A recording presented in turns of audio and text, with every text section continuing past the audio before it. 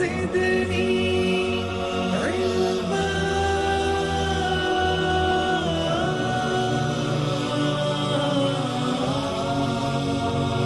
رب زدني علما.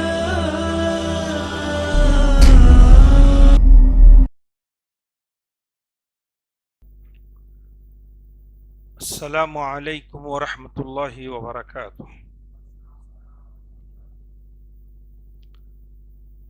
ان الحمد للہ نحمده ونستعینه ونستغفره ونعوذ باللہ من شرور انفسنا ومن سیئات اعمالنا ومن يهده الله فلا مضل له ومن يضلله فلا هادي له وأشهد أن لا إله إلا الله وحده لا شريك له وأشهد أن محمدا عبده ورسوله. أما بعد فأعوذ بالله السميع العليم من الشيطان الرجيم. بسم الله الرحمن الرحيم. يا أيها الذين آمنوا اتقوا الله حق تقاته ولا تموتن إلا وأنتم مسلمون.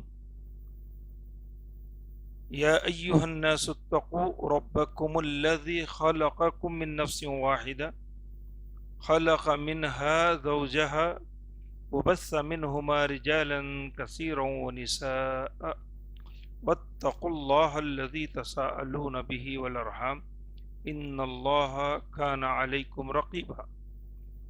يا أيها الذين آمنوا اتقوا الله وقولوا قولا سديدا يصلح لكم أعمالكم ويغفر لكم ذنوبكم ومن يطع الله ورسوله فقد فاز فوزا عظيما. فإن خير الحديث كتاب الله وخير الهدي هدي محمد صلی اللہ علیہ وسلم وشر الامور محدثاتها وكل محدثة بدعة وكل بدعة ضلالة وكل ضلالة في النار. فأعوذ بالله السميع العليم من الشيطان الرجيم. إن عدة الشهور عند الله 12 شهرا في كتاب الله يوم خلق السماوات والأرض منها 4 حرم ذلك الدين القيم. سورة التوبہ آیت نمبر 36. صدر اجلاس، حاضرین مسجد، محترم بزرگوں، عزیز نوجوانوں، اسلامی ماؤں بہنوں، پیارے بچوں، میں نے اس مہینے محرم کی مناسبت سے عنوان کا انتخاب کیا ہے شیعہ کی حقیقت. جو آیت تلاوت کی ہے اس آیت میں بتایا گیا ہے کہ زمین و آسمان کی تخلیق کے وقت ہی یہ طے کر دیا گیا تھا کہ 12 مہینے ہیں، اور صحیح حدیث میں یہ بتا دیا گیا کہ ان میں سے 4 مہینے محترم ہیں، عزت والے ہیں، اور یہ اسی وقت سے ہے جب سے زمین و آسمان بنا دیے گئے ہیں. اس میں سے 3 مہینے گزر چکے ہیں، رجب، ذوالقعدہ، ذوالحج، اور یہ محرم کا مہینہ چل رہا ہے. یہ ہماری نوجوان نسل جو بچے ٹین ایج کے ہیں یا 30s 40s کے اندر بھی ہے، ان کو حقیقت ابھی تک نہیں معلوم، اور محرم آتا ہے تو سمجھتے ہیں یہ شیعہ کا مہینہ ہے، یہ ماتم کا مہینہ ہے، یہ علم کا مہینہ ہے، یہ مہینہ اور اس کی عظمت کی تاریخ نہیں جانتے. اس لیے میں نے سوچا کہ یہ بتا دوں کہ یہ شیعہ ہے کون، ان کے بارے میں ہم کیا جانتے ہیں، ان کی تاریخ کیا ہے، ان کے عقائد کیا ہیں، اور ان کا وجود کب آیا. اس کے بارے میں ایک صحیح العقیدہ مسلمان ہو تو اس کو یہ جاننا ضروری ہے. اس کی وجہ یہ ہے کہ وہ اپنے عقیدے کی سلامتی چاہے، اپنے عقیدے کی سلامتی چاہے. ڈرائیونگ کے اصول میں ایک اصول ہے، ڈرائیونگ کے اصول میں ایک اصول یہ ہے کہ آپ بہترین ڈرائیونگ چلانا جانتے ہیں، کمال نہیں ہے. کمال یہ ہے کہ سامنے والے کی غلطی سے آپ بچیں، وہ غلطی کر رہا ہے پھر بھی آپ بچیں، یہ اس وقت کہیں گے آپ ماہر ڈرائیور۔ نہیں میں تو صحیح چلا رہا تھا، وہ آ کے ٹکر مار دیا، ہو سکتا ہے، لیکن آپ کی مہارت یہ تھی کہ اس وقت بھی آپ غلطی میں لغزش نہ کھائے۔ تو صحیح العقیدہ انسان وہ نہیں ہے کہ صرف صحیح العقیدہ ہو، غلط عقیدے بھی آئے تو آپ اس کا دفاع کر سکیں، آپ اس سے بچ سکیں، آپ اس کا توڑ جان سکیں۔ اگر کوئی بچہ رانگ سائڈ آ رہا ہے، کوئی بوڑھا رانگ سائڈ آ رہا ہے، کوئی آ رہا ہے، تو آپ کے پاس ایسی ٹیکنیک ہونی چاہیے آپ کی مہارت میں کہ آپ اس ایکسیڈنٹ سے بچ سکیں۔ تو ہمارے عقیدے پر اگر کوئی حملہ کر رہا ہے اور ہم چپ چاپ اس کو سہ رہے ہیں تو یہ صحیح العقیدہ ہونے کی دلیل نہیں ہے۔ اسی لیے میں نے یہ معلومات آپ تک پہنچانے کی ذمہ داری لی ہے۔ حقیقت یہ ہے کہ 1 گھنٹہ 1.5 گھنٹہ ناکافی ہے۔ اگر میں اس کے چیپٹرز کرتا جاؤں تو ایک ایک سبجیکٹ 1.5 گھنٹے کا ہے، ایسے کئی چیپٹرز۔ ایک سیریل ہونا چاہیے تاکہ اس طریقے کے اسلام دشمن خیالات، خرافات، بدعات اور مجوسیت و یہودیت کی قلعی کھولی جائے، واضح طور پر کیا جائے۔ بہرحال اب ایک موقع ہوا ہے تو میں ہر سبجیکٹ پر کچھ آپ کو نوٹس دوں گا، بریف کروں گا، پھر فیصلہ آپ خود کریں۔ میں فتویٰ صادر نہیں کروں گا، میں کتابوں کے حوالے دوں گا، ان کے علماء کے نام بتاؤں گا انشاءاللہ، اور قرآن اور حدیث کے سامنے رکھ کر آپ فیصلہ کریں کہ ان کو آپ کیا کہنا چاہتے ہیں، یہ کس خانے میں فٹ ہوں گے۔ یہ سماکم المسلمین میں ان کا شمار ہوگا یا یہ منافقین اور کافرین کے زمرے میں آئیں گے، یہ کس زمرے میں آئیں گے، آپ کا ضمیر فیصلہ کرے گا۔ جب میں اس پر تفصیل سے کچھ نہ کچھ نکات آپ کے سامنے پیش کروں گا، اس سے پہلے یہ جاننا ضروری ہے کہ ہمارا عقیدہ کیا ہے، کیونکہ جو بھی چیز ہم کمپائر کریں گے صحیح عقیدے اور صحیح کتاب و سنت کی روشنی میں کمپائر کریں گے۔ اگر صحیح عقیدہ اور صحیح کتاب و سنت کی روشنی میں کمپائر نہیں کریں گے تو ہم لغزش کھا جائیں گے۔ کیوں کہ اہل سنت والجماعت کے کہلانے والے علماء بھی انہی کی زبان بات کرتے ہیں اور وہی دلائل پیش کرتے ہیں۔ تو ہمارا معیار کیا ہے؟ ہمارا معیار کتاب و سنت ہے۔ تو اسی کو سامنے رکھ کر میں آج کی گفتگو انشاءاللہ شروع کرتا ہوں۔ رب اشرح لی صدری ویسر لی امری واحلل عقدۃ من لسانی یفقہوا قولی۔ پہلی بات، یہ لفظ شیعہ کہاں سے آیا؟ لفظ شیعہ قرآن کے اندر یہ لفظ 3-4 جگہوں پر استعمال ہوا ہے۔ جیسے حضرت موسیٰ علیہ السلام کے سلسلے میں یہ لفظ استعمال کیا گیا، ھذا من شیعتہ وھذا من عدوہ۔ یہ لفظ حضرت موسیٰ علیہ السلام کے سلسلے میں استعمال کیا گیا۔ تو اس کی ایک میں آیت پڑھ کر آپ کو سناتا ہوں، آپ دیکھیے گا۔ وَدَخَلَ الْمَدِينَةَ عَلَى حِينِ غَفْلَةٍ مِّنْ أَهْلِهَا فَوَجَدَ فِيهَا رَجُلَيْنِ يَقْتَتِلَانِ هَذَا مِنْ شِيعَتِهِ وَهَذَا مِنْ عَدُوِّهِ فَاسْتَغَاثَهُ الَّذِي مِنْ شِيعَتِهِ۔ شیعہ کہتے ہیں جماعت کو۔ تو حضرت موسیٰ علیہ السلام نے دیکھا کہ 2 آدمی لڑ رہے ہیں، تو ایک ان کی جماعت کا تھا، ایک دشمن کی جماعت کا تھا۔ تو یہاں پر شیعہ کا لفظ جماعت کے معنی میں استعمال ہوا ہے۔ ڈکشنری میں اگر آپ دیکھیں گے، عربک ڈکشنری میں شیعہ کا لفظ ہوتا ہے، اس کے معنی پھیلنے کے، پھیلانے کے، نشر کرنے کے، خبر دینے کے۔ کوئی چیز اگر افواہ ہوتی ہے تو اس کو عربی میں شائعہ کہتے ہیں، اشاعات کہتے ہیں۔ تو اسی طریقے سے اس کا ایک لفظی معنی ہے، بعد میں یہ معنی شیعت علی کے معنی میں استعمال کیا گیا بمقابل شیعت معاویہ۔ یہ لفظ شیعت علی، علی کی جماعت کے سلسلے میں استعمال کیا گیا، اور بعد میں یہ شیعت معاویہ کا استعمال ختم ہو گیا۔ وہاں پر امیر المومنین اور علماء ان کو اس نام سے یاد نہیں کرنے لگے، لیکن یہاں پر شیعان علی یا شیعت علی کا نام استعمال ہونے لگا۔ پھر بعد میں ان کے دوسرے نام بھی آئے. دوسرے نام ہے روافظ، رافضہ، اثنا عشریہ، زیدیہ، ہاں، رضائیہ، مہدیہ. اس طریقے کے مختلف نام آئے. ایک نام اس میں غرابیہ بھی ہے. غرابیہ کہتے ہیں کوے کو، غراب. تو ان کے پاس کوے کی جماعت بھی ہے. غرابیہ ان کا کیا عقیدہ ہے؟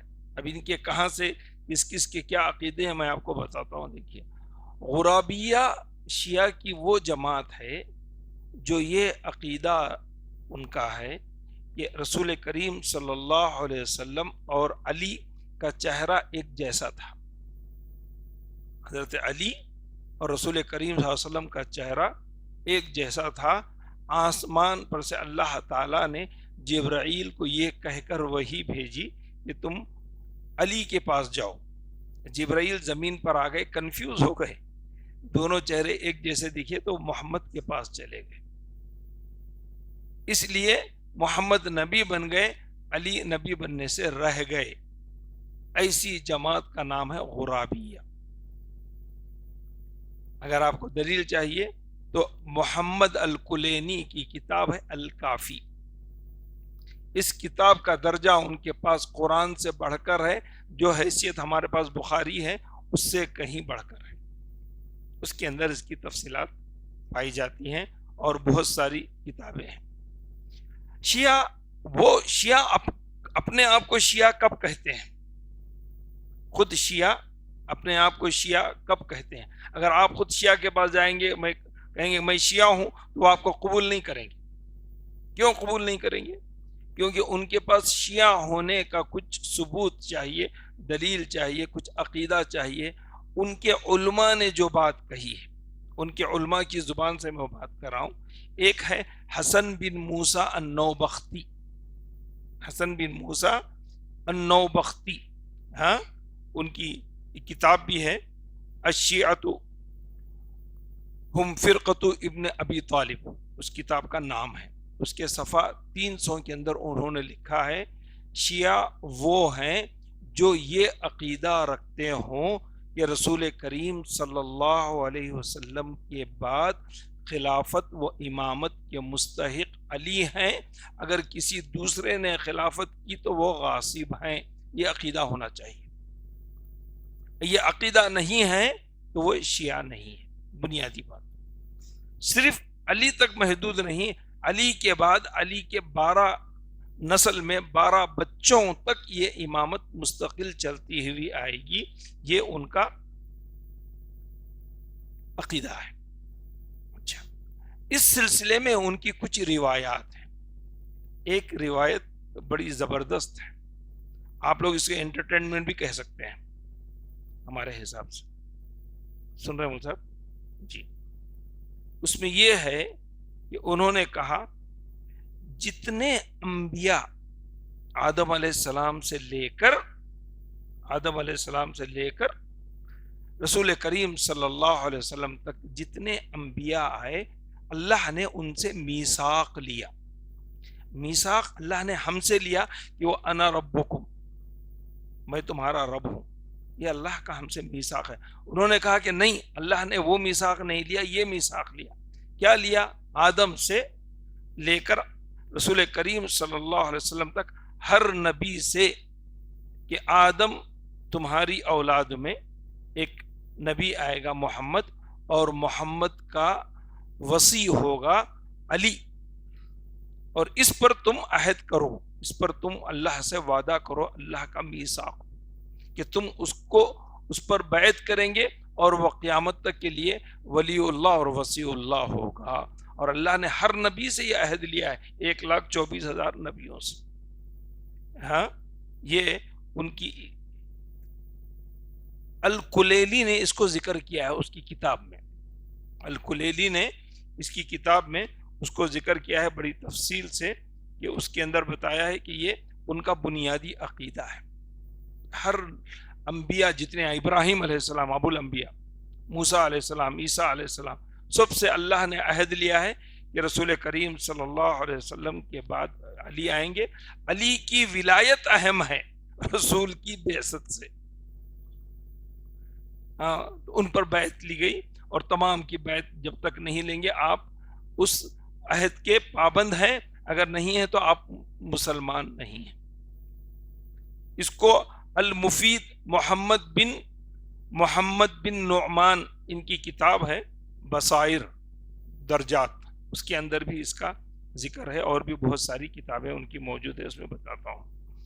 اور یہ عقیدہ بھی ہونا چاہیے کہ ولا، اخلاص، محبت صرف اور صرف رسول کریم صلی اللہ علیہ وسلم کے بعد علی اور ان کی اولاد کے لیے ہوگی. ہاں اچھا، اس کے علاوہ ان کے عقیدوں میں سے ایک بنیادی عقیدہ یہ ہے کہ جتنے لوگ رسول کریم صلی اللہ علیہ وسلم کے بعد صحابہ تھے وہ سب کے سب کافر ہو گئے. یہ ان کا بنیادی عقیدہ.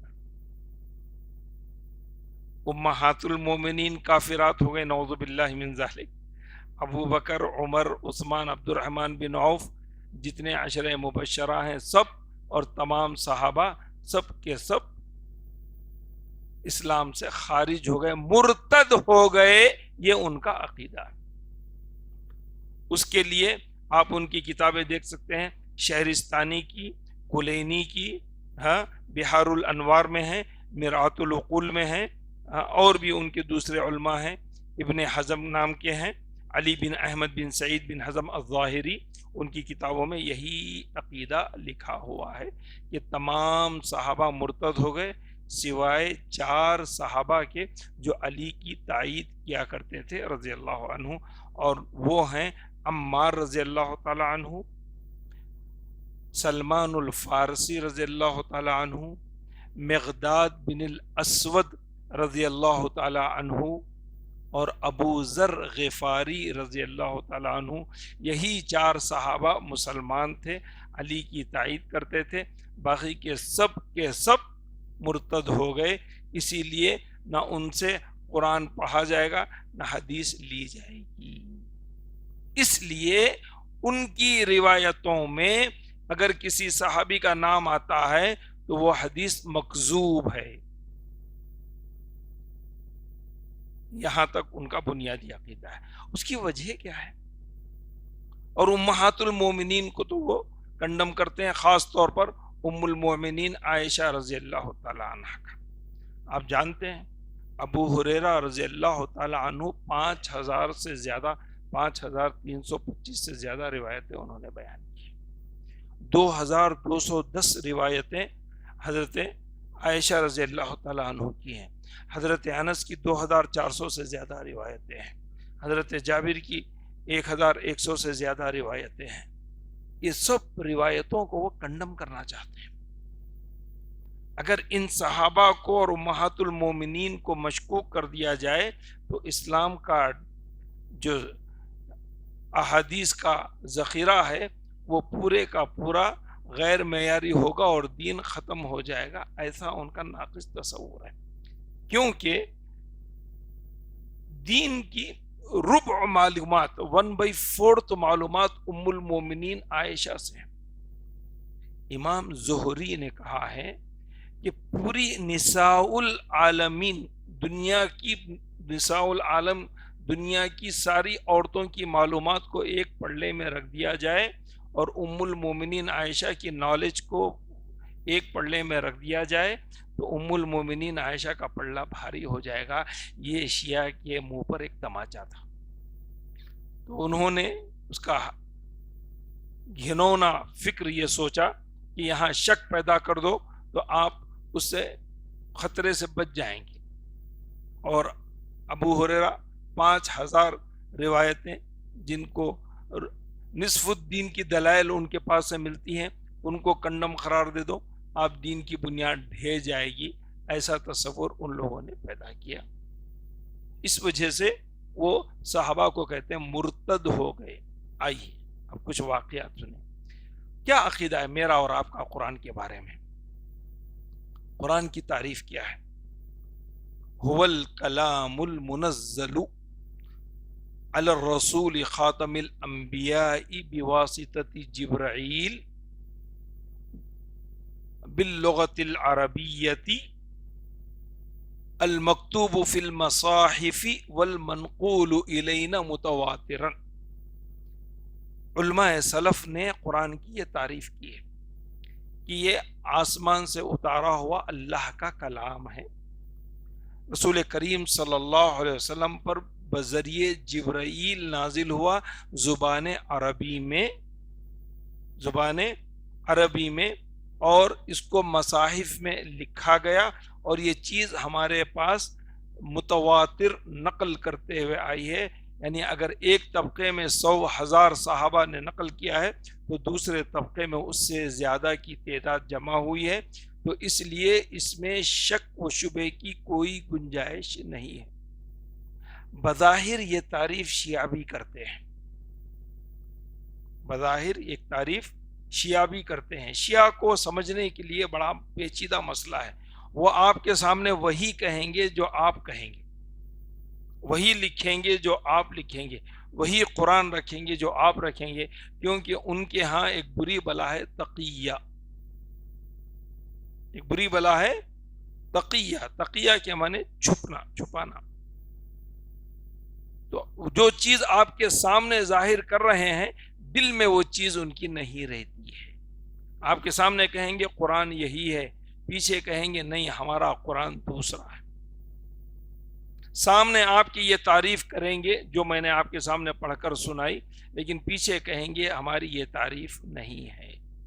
اب میں وہ دلائل دے رہا ہوں جس کے بارے میں آپ تعجب کریں گے کہ قرآن جس کے بارے میں تحریف کا ہم تصور نہیں کر سکتے، آسمانی پہلی کتابیں تحریف ہونے کی وجہ سے ہی قرآن کا نزول ہوا، رسول کریم صلی اللہ علیہ وسلم کی بعثت ہوئی، ان کا کیا خیال ہے قرآن کے تعلق سے سن لیجیے۔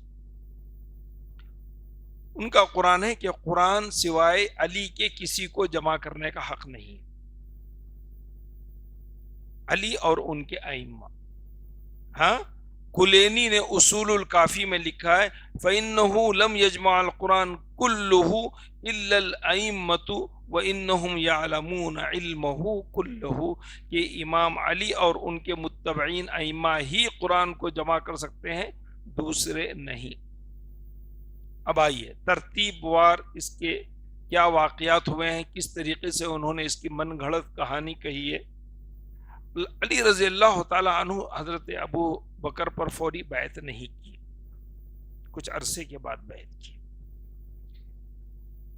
پوچھتے بھائی آپ کہاں تھے اتنے دن تک، کیوں بیعت نہیں کی؟ تو شیعہ کی روایات میں ہے، ہماری علماء اہل سنت کی کسی کتاب میں بھی یہ روایت نہیں ہے، یہ روایت اصول الکافی میں ہے۔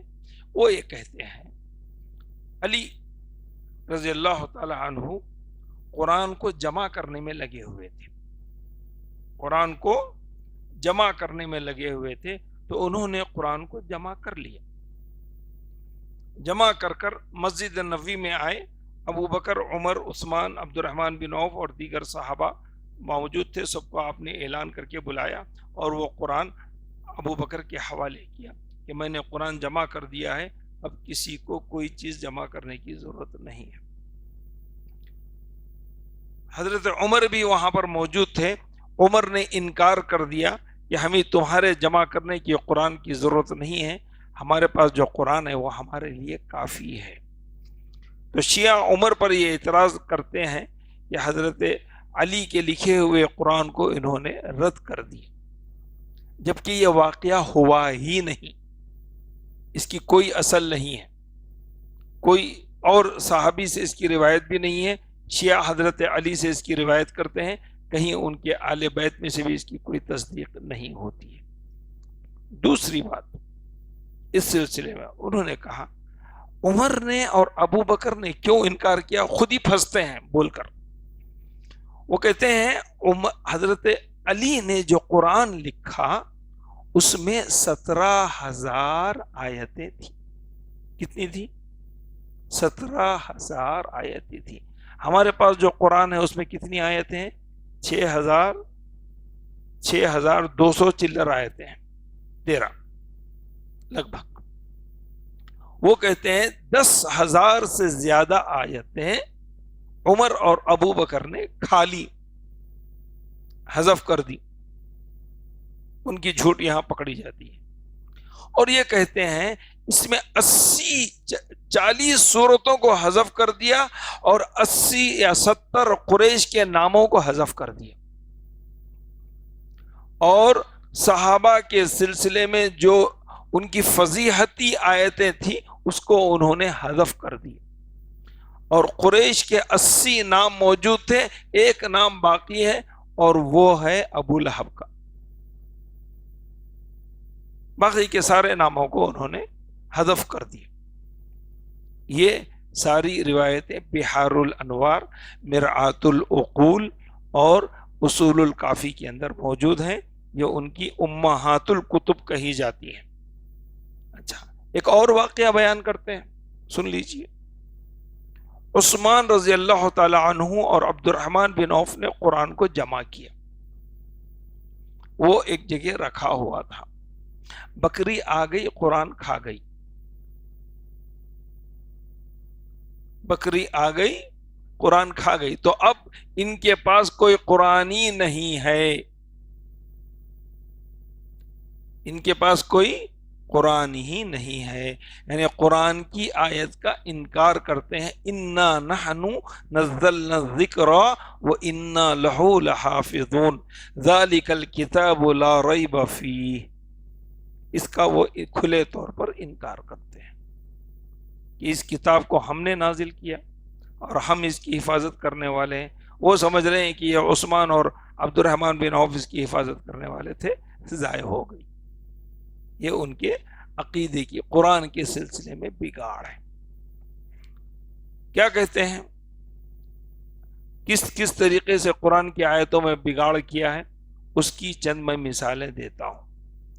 حضرت آدم علیہ السلام کے سلسلے میں کہتے ہیں، آدم علیہ السلام کو جنت سے جب وہ نکالے گئے تو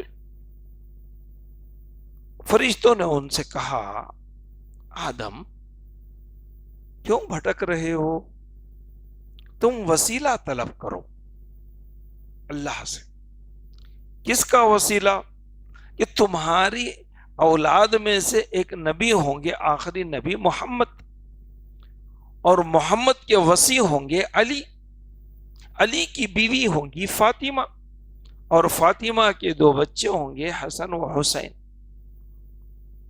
علی، فاطمہ، حسن و حسین اور محمد کا تم وسیلہ طلب کرو، تمہاری غلطی کو معاف کر دیا جائے گا.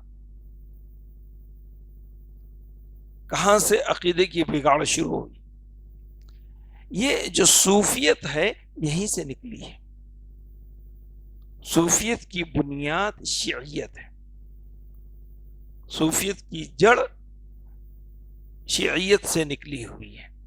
تو قرآن کے سلسلے میں 2000 سے زیادہ انہوں نے قرآنی آیتوں میں تحریف کی ہے.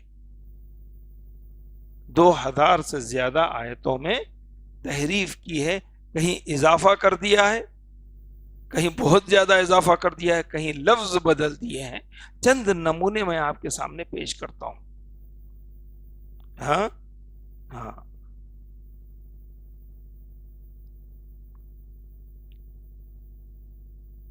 ان اللہ اصطفى آدم و نوحا و آل ابراہیم و آل عمران، یہ قرآن کی آیت ہے. ان اللہ اصطفى آدم و نوحا و آل ابراہیم، اس کے بعد آل عمران کو انہوں نے حذف کر کے لکھا و آل محمد، و آل محمد علی العالمین، یہ اس کے اندر انہوں نے اضافہ کیا قرآن میں.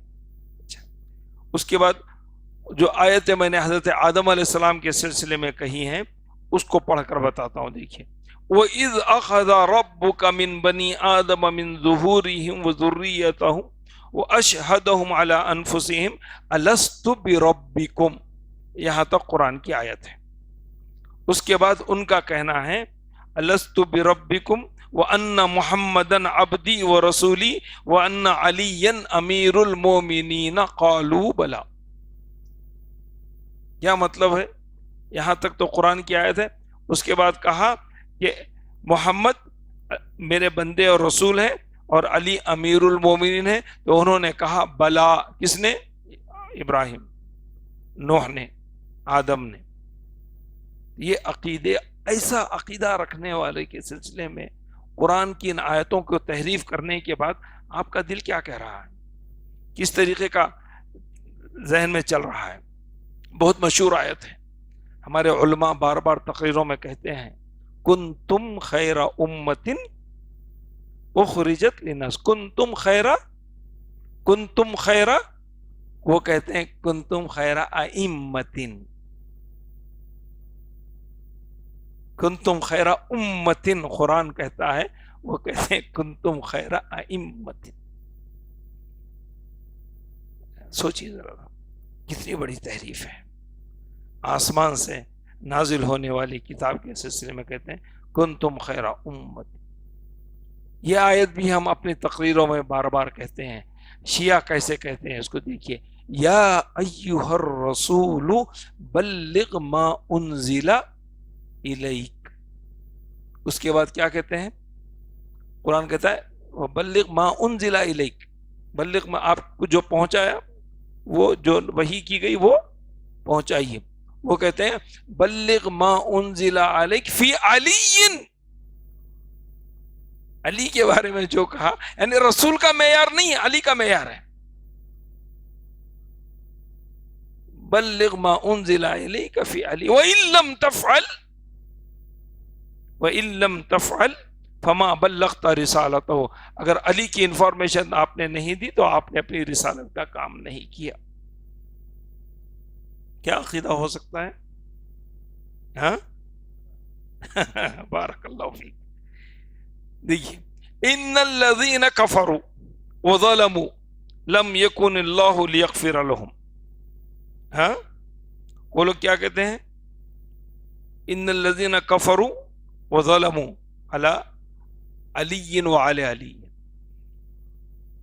لم یکن اللہ لیغفر لهم. ہاں، یہ ان کے عقائد ہیں. اور یہ جو بات میں نے آپ کے سامنے بتائی نا کہ جبرائیل علیہ السلام نے ان 17,000 آیتیں نازل کی تھی، یہ اصول الکافی ان کی کتاب ہے، صفحہ نمبر 627، جلد نمبر 2. آپ ریکارڈ کر رہے ہیں، جا کے چیک کر لیجیے. ایسی سینکڑوں آیتیں ہیں، ایک نہیں، دو نہیں. میں وہ کتاب ہی میرے پاس رکھی ہوئی ہے، اگر میں لا کے پڑھا ہے تو فجر تک آپ کو سناتے رہتا ہوں ان کی کیا کیا تحریفات ہیں، کتنی بھینکر بلنڈر. ہاں، وہ بم سے بڑھ کر بڑا بم ہے، پوری دین کی بنیاد کو ہلا دینے کے لیے، عقیدے کو پاش پاش کرنے کے لیے.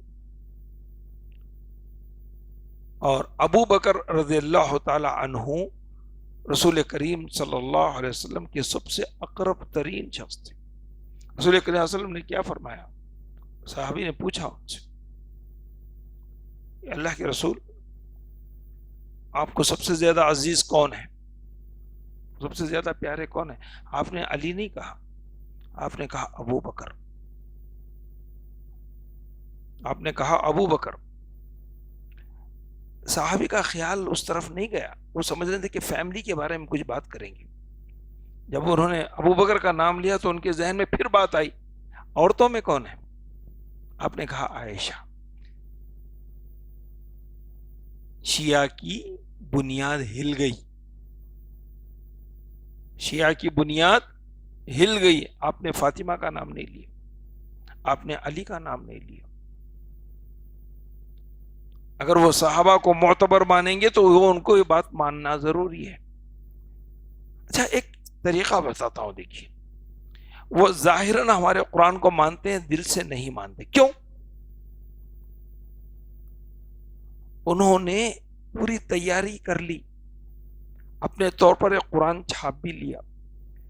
بات یہ تھی کہ اس کو پبلش کرنا تھا، بات یہ تھی کہ اس قرآن کو پبلش کرنا تھا. لیکن اس کو اچانک پبلش کرنے سے پہلے ایک میٹنگ کی اور اس کو انہوں نے روک دیا. انگلینڈ میں ایک میٹنگ ہوئی، اس کے بعد اس کی پبلش کو پوری دنیا میں ایک ساتھ کرنا تھا، انہوں نے روک دیا۔ وجہ کیا ہے؟ اگر وہ قرآن پبلش ہو جاتا تو پوری دنیا کے مسلمان اس کی مخالفت کر دیتے اور ان کو اسلام سے خارج کر دیتے، اسلام سے خارج کرتے، ان کو مکہ مدینے میں داخل ہونے کی اجازت ہی نہیں ملتی، جیسے قادیانی ہے۔ تو انہوں نے یہ میٹنگ طے کر لی کہ ہم اس کو نہیں کریں گے، ہم اپنے تقیہ کے لحاظ سے اپنے اس عقیدے کو رکھیں گے اور لوگوں کے سامنے بتائیں گے یہی قرآن ہے۔